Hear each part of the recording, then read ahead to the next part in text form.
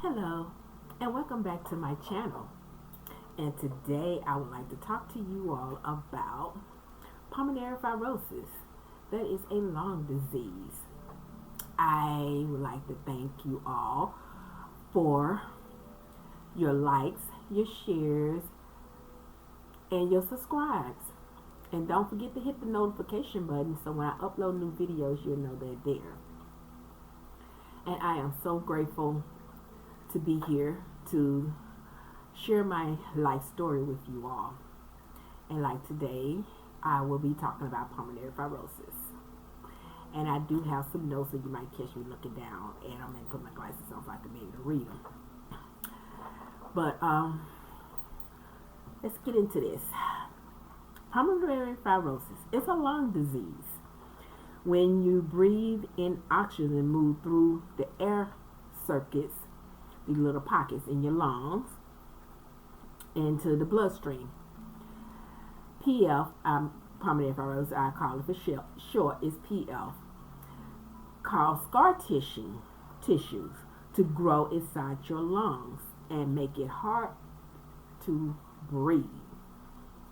It gets worse over time. Pulmonary fibrosis, scar tissue get thick, like in your skin, and like if you get a cut on your skin and you get a scab, that's how pulmonary fibrosis affects your lung. It has a thick scab, like scarring over on your lungs, where it's closing off all the little air pockets and it make it difficult for you to breathe. Yeah. And like I said, in 2004, if you haven't seen that, my very first video, it tells when I was diagnosed with all these immune deficiencies. Well, with the pulmonary fibrosis, I had to be on oxygen because I wasn't able to breathe. I couldn't even walk 5 feet without being out of short of breath. And they put me on the oxygen and everything. Sorry about that. That's Miso, my daughter's cat. And they put me on the oxygen and for me to be able to function. Like I said, I couldn't even walk 5 feet without getting out of short of breath. And by me was born with asthma, that wasn't even that didn't even help either with the breathing part. But I had learned how to control my asthma, keep from having asthma attacks. I knew my limit and everything. But with this new disease came on, it was hard to be able to breathe, walk and breathe and not getting out of short of breath, and just couldn't understand it. So, like I said, my primary sent me to a pulmonologist.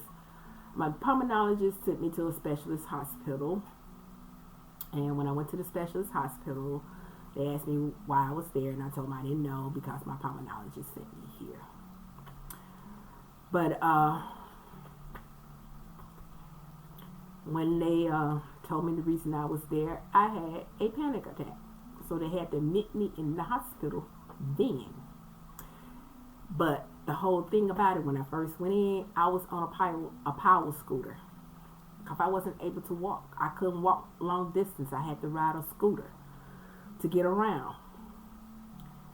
And when I did recover from the asthma attack, the panic attack and stuff, then the doctors came back and they told me that we did, some workup and stuff on you, and it comes to let you know that you're not a good candidate for a lung transplant because your immune system is so bad you wouldn't even survive the surgery.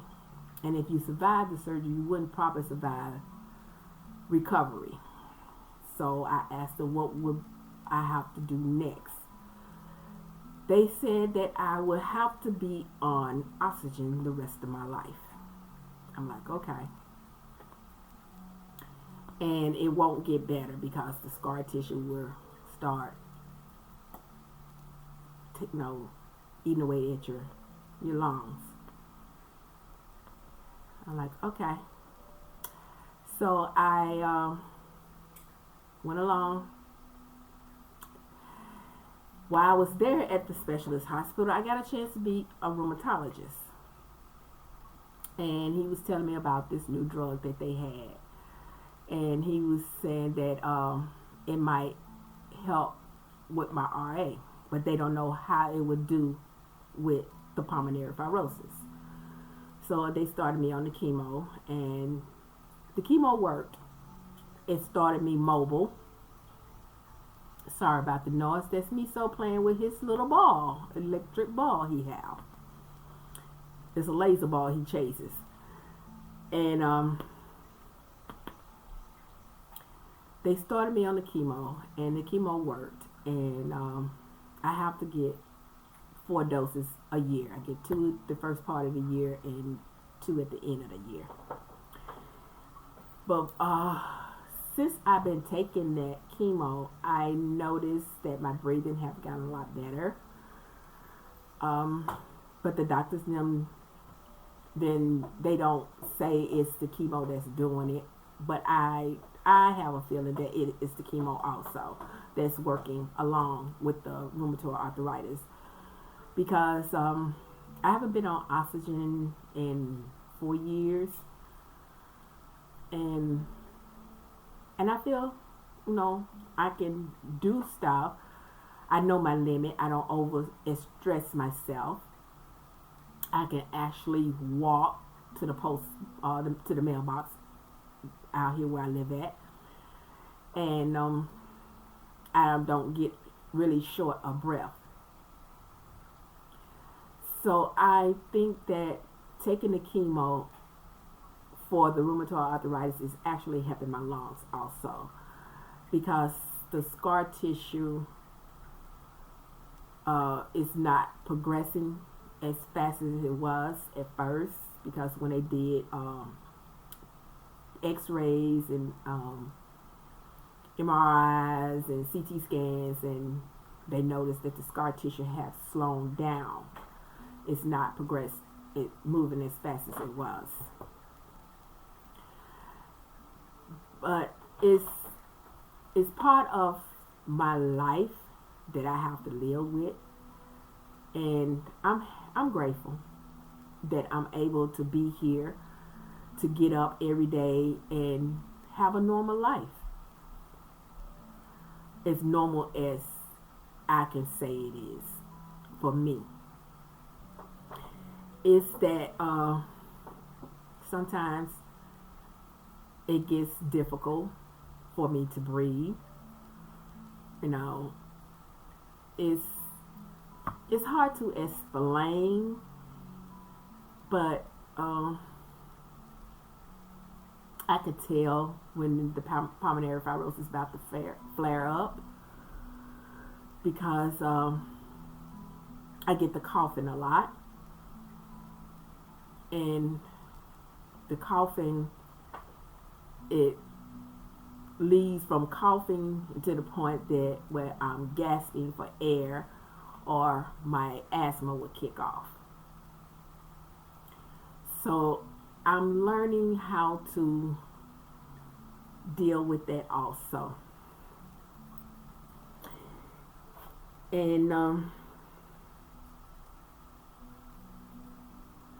you have to make sure you keeping blood flow going into your lungs, because there's no cure for this disease, no other than getting a lung transplant. And if you're lucky enough to have a good immune system to be able to get a lung transplant, I'm happy for you. And thank God, because I'm not able to get that one. So I have to suffer through everything else that I'm going through. Everybody is different that goes through this, disease. But this is how I deal with it. excuse me,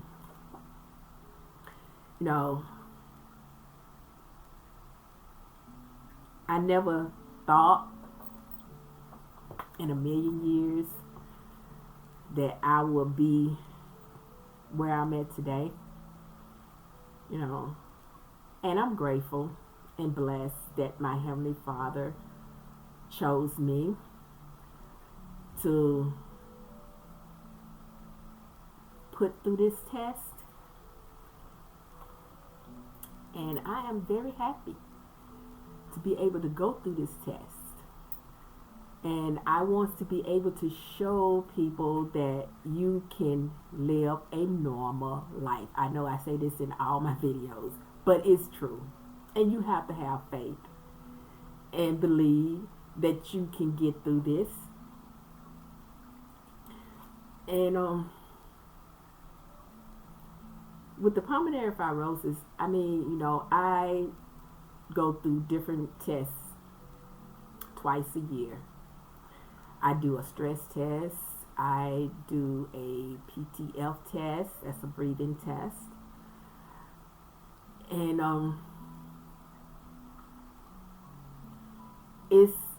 it's hard to explain, because when I go through these tests and then they look at the numbers from the last year and the year before, and you know, they say, okay, well, the year before the numbers are a little higher. This year, the last year, the numbers is not as high as it was the year before. So waiting to see what they're going to turn out for this year. Is they getting better? And then they do the CT scan and MRIs and X-rays and check my lungs and see how much scar tissue done took over. And then they go back and look at all the other X-rays and CT scans and MRIs that they did 2 years ago, and then they compare those with the one for this year also. And then we'll come up with another plan and see. I'm on excuse me, 2 different types of inhalers, and those are for my asthma. But like I said, it's a long process, and I've been dealing with it for a while, and I'm getting through this one day at a time. I talk to my Heavenly Father a lot, and I pray a lot, because you have to be able to wake up in the morning with a cheerful face and get your day going. With me, yeah, that's my day. I look at it, life different now. I don't take life for granted anymore. You know, when you're growing up, you never think that, nothing's gonna happen. You're gonna be fine, you know. As you get older, your body changes. And I feel that it was a wake-up call for me to realize that I can't do it all by myself. And I was juggling everything, trying to do everything by myself. And I have learned that you can't. You have to be humble and ask for help. And that's one of my biggest peeves. I don't ask for help. I feel like asking for help is weakness. It's a weakness. But actually it's not. But I had to learn that. And I'm still learning. Sometimes I be needing different things, and I don't ask for help. And it's hard for me to ask people for help, because when you ask for help when you need it, people turn you down, and they feel like that you don't need that help, but actually you do. It's just to have them to sit and listen to you, talk to you. You know, you talk to them and let you vent. That's kind of help that helps you too, because everybody don't know everything. And with me, I had to learn a lot of different things about my illness. I went on the internet, I looked up a lot of different things. I joined all these different support groups online for all of my immune deficiencies. Excuse me. And I suffer with a lot of acid reflux, so forgive me. Excuse me. But, with, all this I'm going through, I still earn to learn more about what's going on with my body, and try to find out about new treatments if there are any out there, because my body rejects a lot of different medicines that's supposed to help me, but it rejects it. So I have to endure a lot of more pain than normal people do. They're going through the same thing or something different. It's not easy trying to live a normal life, but I do it. It's so hard. I have my church family and my 2 kids are my biggest supporters. Before I joined all these online support groups, those were my biggest supporters. I had my sister that just passed away last year. She was one of my biggest supporters. And my brother that lives in San Diego is one of my biggest supporters. Because when I was going through all this at the beginning, when I would go in the hospital, my daughter would call them and let them know that, okay, mom's sick, she's in the hospital.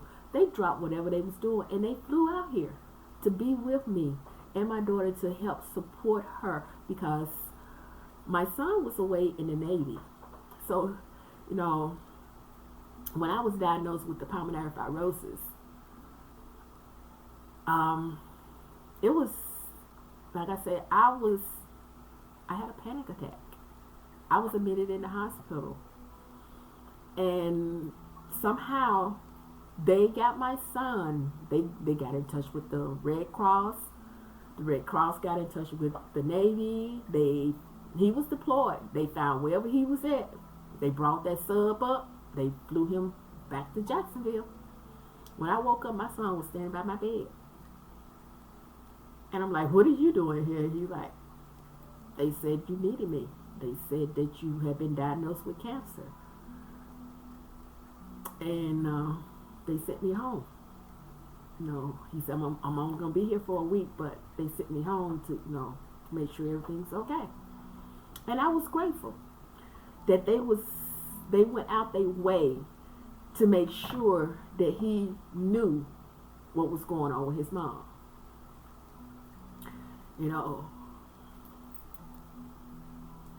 And like I said, I have been blessed, like I said, to have my church family and my family. Other members of my family, they don't even know the half of what I'm going through. And if they watching my videos now they know. But it's just that people look at you and say, oh, there's nothing wrong with you. No, I might look fine on the outside, but like I said, my insides is not healthy. But I don't let that stop me now. I keep it moving. That's my whole new thing on life. Keep it moving. Anything that doesn't serve me any good, I release it. And I keep it moving. I move forward. I'm looking for a better day and a better life. I want to be able to travel the world when it's time to be able to go these different places again when this pandemic is under control. But I want to be able to do that. I'm enjoying my grandson. You know, we go for our little walks in the morning times when it's not too chilly out. You know, it's fun to be able to do these things with him. You know, maybe 7 years ago, if he had been around, I wouldn't have been able to do that. But I am blessed. And I prayed and asked God to help me. You know, because I want to be here. To see my kids grow up. They was a preteen and a teen when I was diagnosed. Excuse me. And now they're adults. And I'm blessed that I was able to see them grow up, to become their own person, you know, and to have a loving grandson that's always telling me, Nana, I really, really, really love you. And I really, really love you too. That's what I tell him. And it makes me feel good to know that I'm here to see his smiling face, to see him grow up. And I want to continue to be here to see him grow up to be a man, just like his father. And like I said, you know, don't take life for granted, because you could be here today and gone tomorrow. And I know that for a fact. I know that for a fact. I mean, you know, it just, the life is to the point now that it's so much happening in the world. And people take everything for granted. It's just like with this pandemic. When they ask people to wear their masks and stay home if you don't have to go out, do it. It's not being cruel. It's being for your health, your benefit, and your family benefit. I go out only if I just have to, because I know my immune system is all messed up. So I'm not out here trying to leave this world. Not right now. No, I'm not. You know, I wear my mask when I'm out in public. I go to church, I wear my mask. You know, it's just it's a routine. And with me, that's normal. You know, I'm a homebody anyway, so I don't go out anyway, so it doesn't bother me by being at home. But I have to look at it like this. It's helping me to be around much longer. With this pulmonary fibrosis, it's nothing to play with. You know, I used to walk around with the oxygen tanks, and those things were so heavy. I fell one time with an oxygen tank, and the doctor was like, "You lucky it didn't explode," because I hit pavement, concrete, with this thing. And after that happened, I went and talked to my pulmonologist, and I told him, I need a concentrator. I need something smaller to carry around, and something that's going to last a little longer than the little 2.5 hours or 3 hour tanks that I had. And the big tanks, you had to pull them behind you. And then the little ones, they were so heavy, I had to carry them on my shoulder. But they was, you know, it was frustrating. And then I had the concentrator in the house where I had to walk around with a 150 feet cord. Sometime I had a 200 feet cord where I could be able to go outside and back indoors, you know, like that. And I'm grateful and blessed that I don't have to do that anymore. I did that for about 5-6 years. And I am so grateful and blessed that I don't have to carry those tanks and concentrators anymore.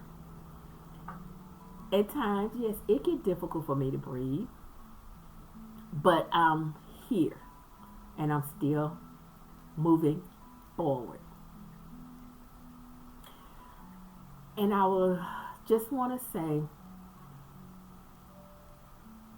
if you have any kind of issues, with your breathing that's different from what you've been having, talk to your doctor. Have them set up an appointment for you to see a pulmonologist. And if you get diagnosed, don't take the first diagnosis that you get if you don't feel comfortable with it. Get a second or third opinion, sometimes 4 or 5.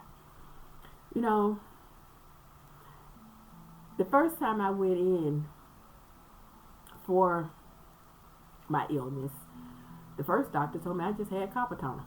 Put me in the braces and sent me home. See you in a month, he said. I'm like, okay. I wore no braces for a week, and my illness wasn't getting any better.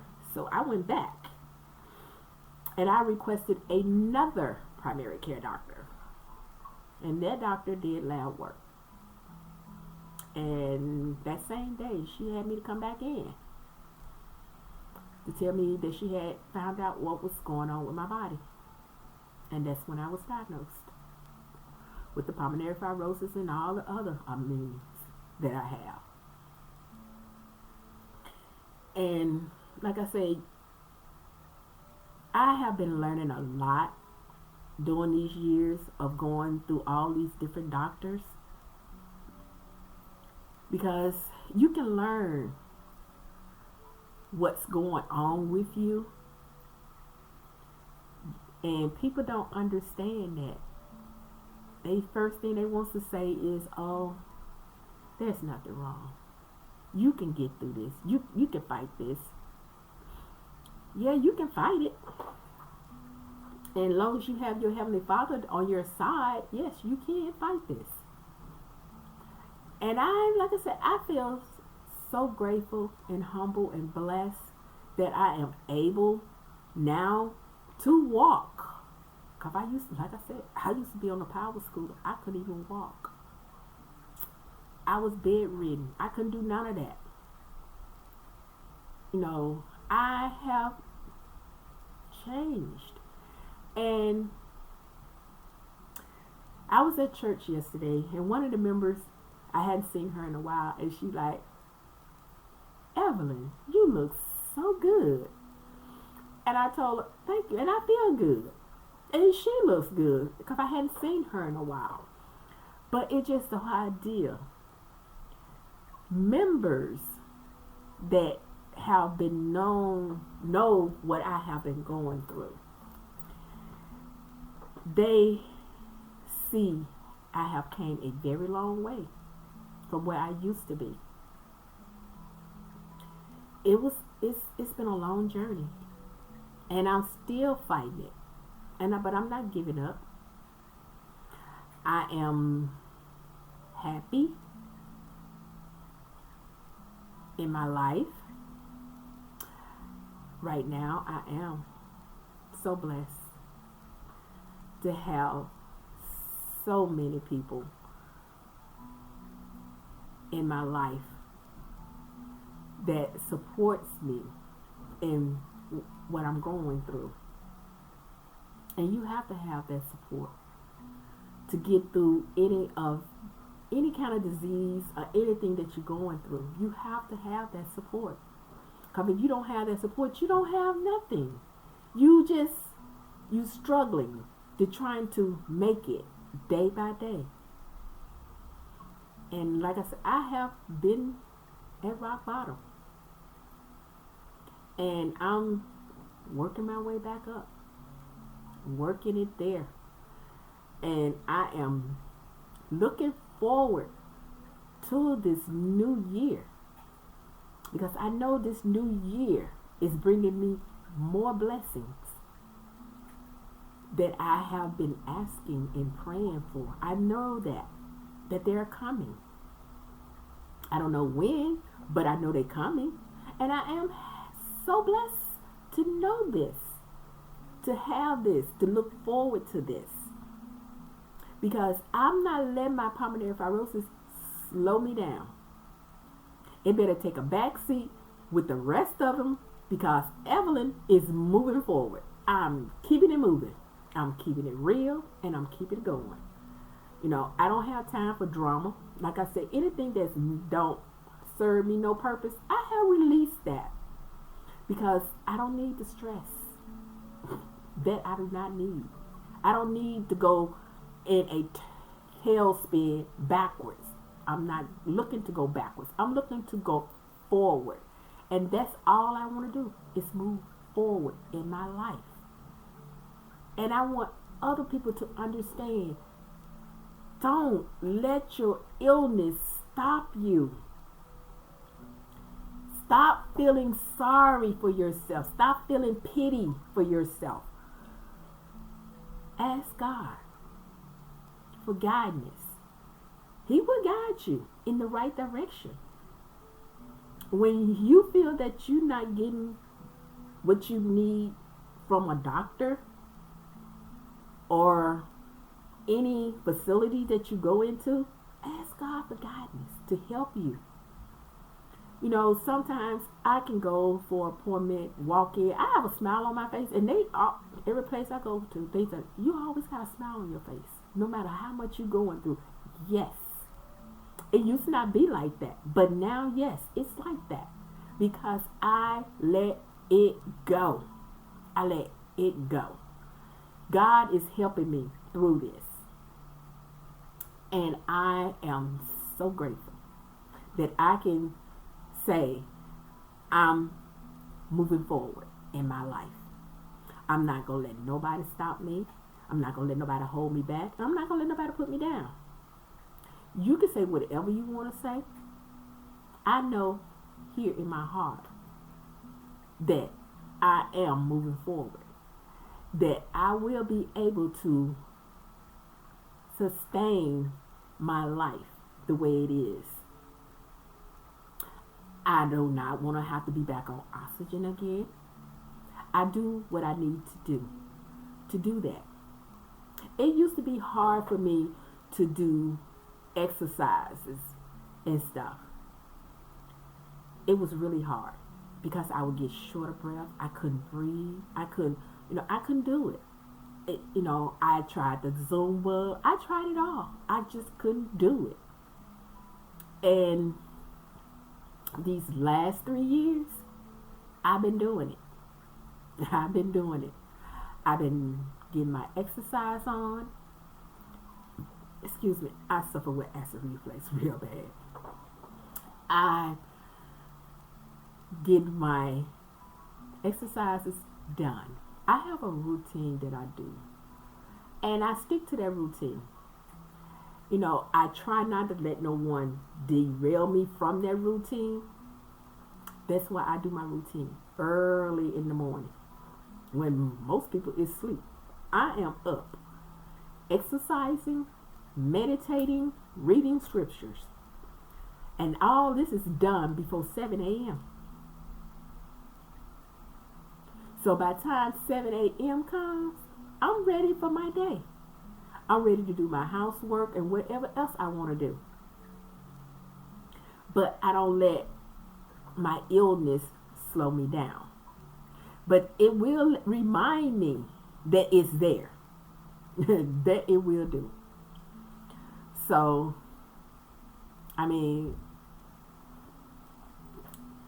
when I get to those difficult times where it's hard for me to breathe, I sit, I calm my body, I calm my mind, and I meditate. And I do slow breathing exercises so that I won't get totally out of whack on my breathing part, and that my pulmonary fibrosis will not get to that point where I'll be hospitalized. I don't like hospitals. I really don't.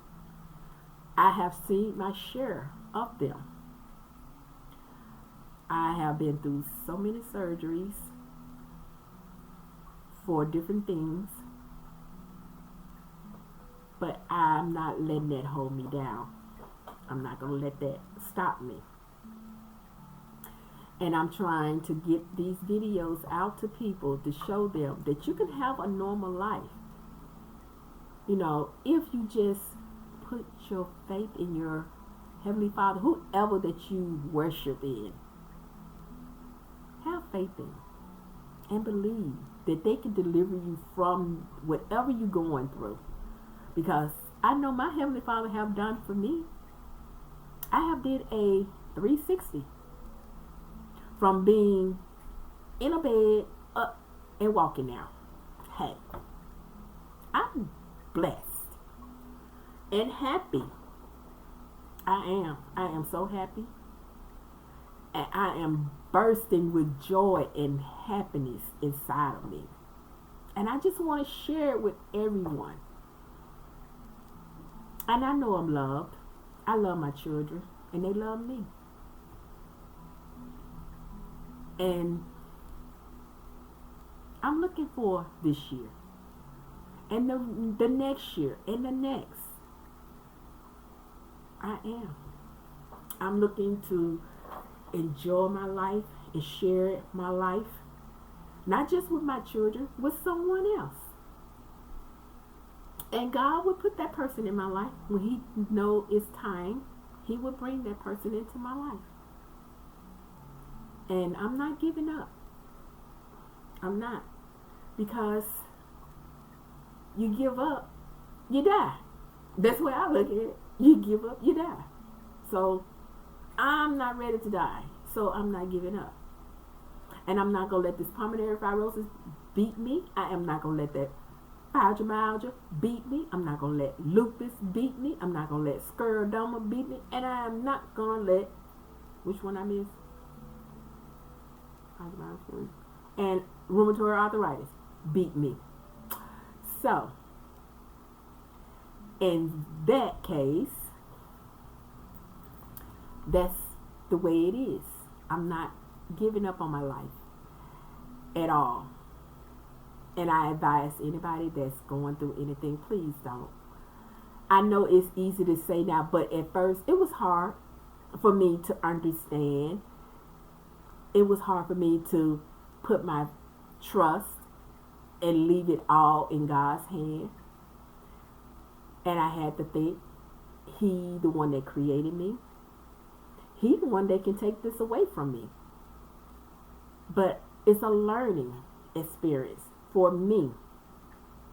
And a experience for me to be able to teach and show other people. Also, there's a light at the end of the tunnel. And I can see that light. I haven't got there yet. But when I get to the end of that tunnel, you'll know. Because I'm going to let you know. I made it. But I can see that I'm close to it. I can see the light, but I haven't got into the light yet. But it's coming. I can feel that everything that I have been praying and asking for is coming. I notice that when I pray and ask for certain things, I get it. It comes to me. And the answers that I be looking for, I pray, I get the answers that I'm looking for. I mean, they comes in different signs. You just have to know what signs to look for. And I have learned to listen. I listen to my intuition. That's a sign. And you have to have that faith and believe that you can fight this. Like I said, with pulmonary fibrosis, there's only one cure, and that's a lung transplant. And I'm not eligible for a lung transplant. So I have to rely upon my Heavenly Father to get me through what I'm going through. Because if I don't rely on Him, I wouldn't be here. And I had to change the way I think about life and everything. You just have to put everything in God's hand. Because He the one is putting me through what I'm going through. And I'm grateful. I'm so humbled that He chose me to go through this. Because I've seen so many doctors and they all look at me, they like, you is a book, a walking book, a walking testimony, because we have never seen anyone with five immune deficiencies at one time. And look at you. My chemo doctors are always here. He said, every time I see you, you look like you're getting stronger. And I am. I'm just, waiting for next month to see, when he see me, see what he gonna think. Waiting for my primary care to see me for this year. I only see my primary care once a year now. I used to see him every 6 months, sometimes every 3 months. But now I only see him once a year.